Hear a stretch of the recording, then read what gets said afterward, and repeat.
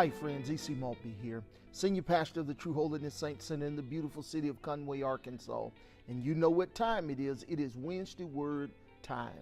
So what is our Wednesday Word for tonight? Our Wednesday Word is life. More specifically, I want to talk to you about living your best life. So what does it mean, Pastor Maltbia, to live your best life? Living your best life simply means reaching your God-given potential.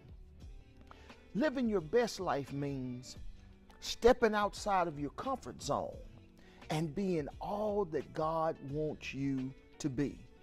In fact, Jesus talked about living your best life in John 10:10. In John 10:10, Jesus says these words. He says, "The thief comes but to steal and to kill and to destroy." He says, "But I have come that you might have life and have it to the full, or have it more abundantly."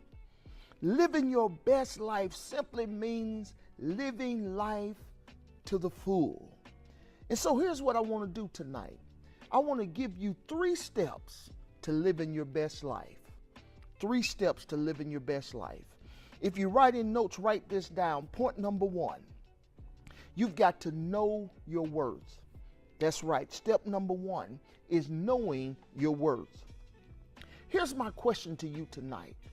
When it comes to knowing your worth, do you know what you bring to the table? Do you know your strengths and your weaknesses? Do you know your ability to influence?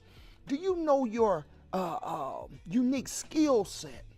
What about your capacity? What do you mean, Pastor Maltbia, our capacity? How much can you handle?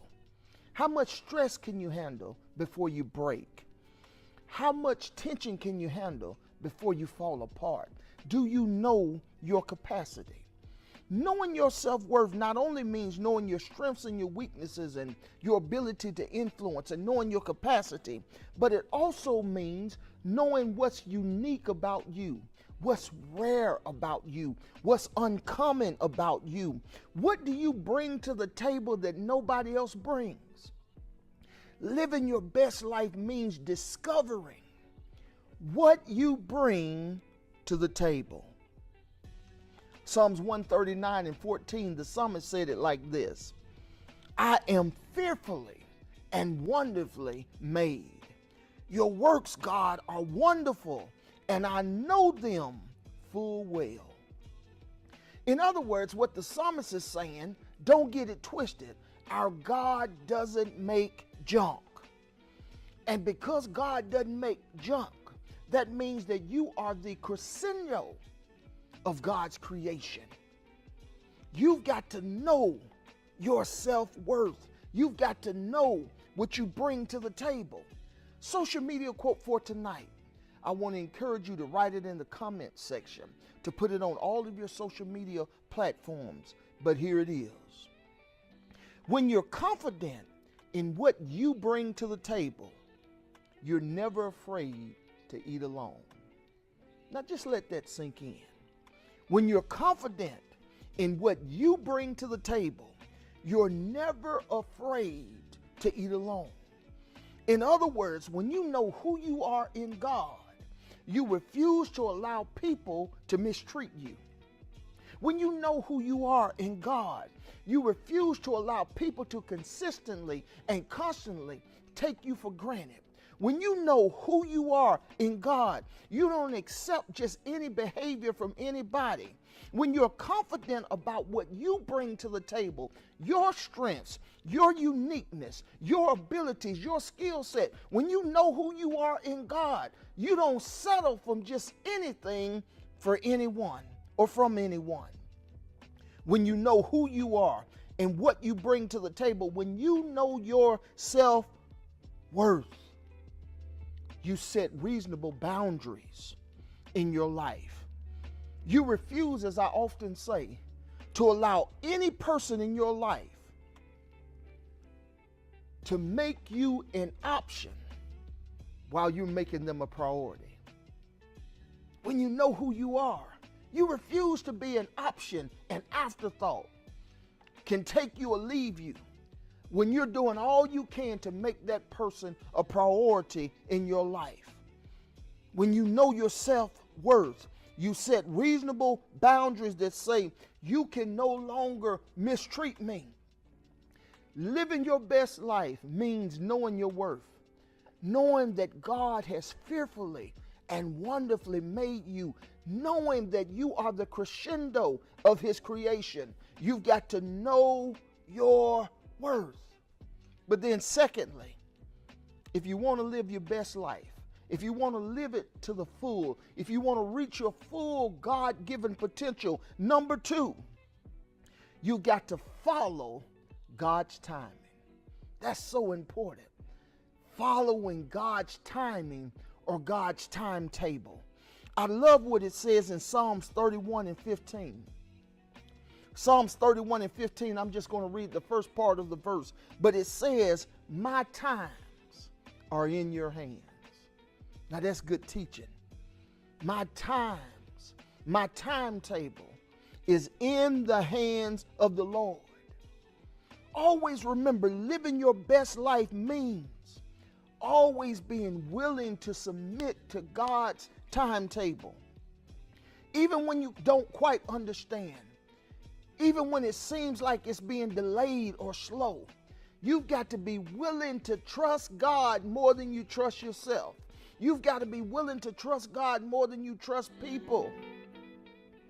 But following God's timetable also means that you don't allow society, you don't allow your family, you don't allow anyone in your circle of influence to rush you into doing something that God said it's not time yet.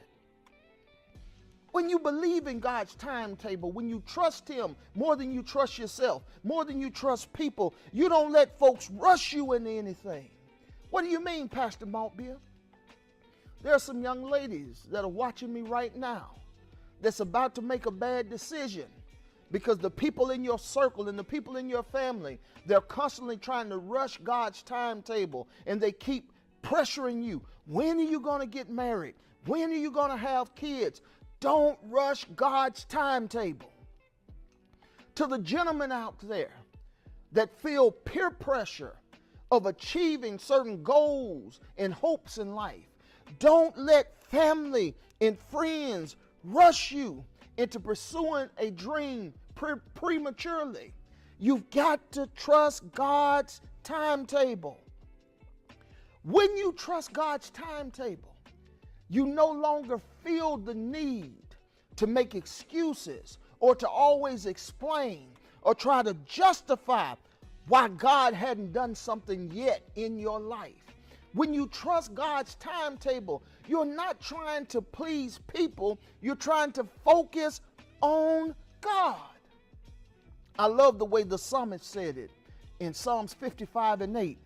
He says, your thoughts are not God's thoughts, neither your ways God's ways. Please understand, God has a very specific blueprint and timetable for your life that other people might not understand. But with a bulldog type tenacity and a sweet confidence in the Lord, you stand up and trust that God knows what he's doing.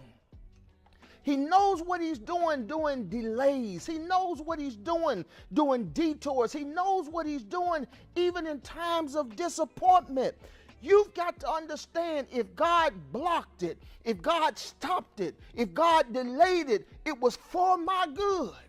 He's given me time perhaps to mature. He's protected me from something I couldn't see. But if God delayed it, it was for my good.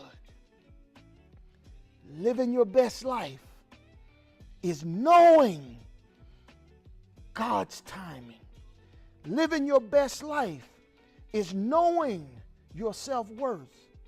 But then finally, living your best life is about walking in your destiny. Walking in your destiny. I've been asked over and over again throughout the years, what is destiny, Pastor Maltbia? How do we define it? It's such a churchy term. Here's my basic definition for destiny. In one word, destiny means destination. Think about it like going on a road trip. Your destiny is your destination. It's your goal. It's your target. It's your objective. It's where you're trying to go in life. It's your end goal. And you've got to understand that your destiny in life, or your destination in life, where you're going to end up, is based upon your daily decisions.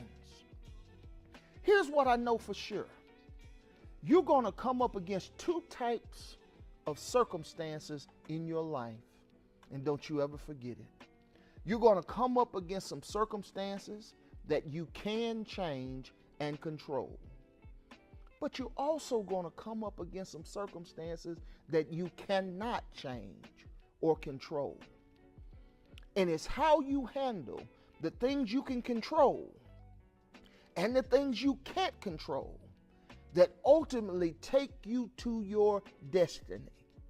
So let me say it this way. There's some things out there that you can control.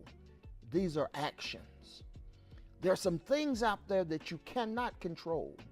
These are reactions, or better stated, attitudes. So where your actions and attitudes intersect is the place of your destiny. So when I talk about walking in your destiny, I'm talking about considering how you manage the things in your life that you can control. When I talk about destiny, I'm talking about how you manage, how's your attitude with the things you cannot control. I personally believe this is what Paul was talking about in Galatians 6 and 7. In Galatians 6 and 7, he says, don't be deceived, God is not mocked. A man reaps what he sows. In other words, for every decision you make, every action and every attitude, there is a corresponding consequence. Whether good or bad, we call it destiny. Today's Wednesday word is living your best life. It's about stepping outside of your comfort zone and becoming all you can be in God. Remember those words of Jesus. The devil comes to steal, kill, and destroy. But Jesus has come that you might have life, a life that you can live to the full. Be blessed.